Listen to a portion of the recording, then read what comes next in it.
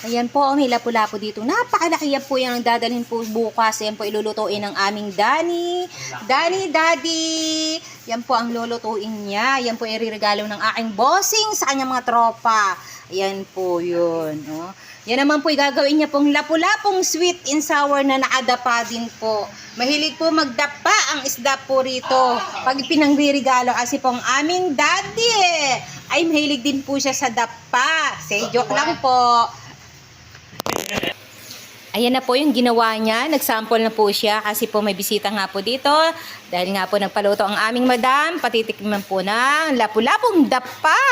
Ay, ayan po. Ipiprito niya po yan.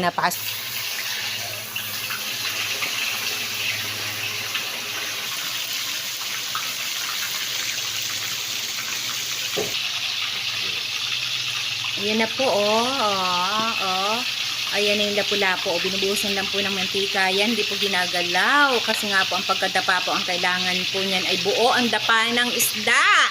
Yan po, ang kailangan po dyan ay dapa talaga. Kaya nga po, hindi ginagalaw po yan. Binubuhusan lang po ng tubig. Ay, binubuhusan lang po ng mantika. Sorry po, mantika po talaga ang nilalagay lang po dyan.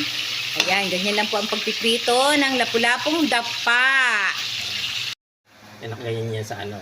Pighatian ay si Kristo.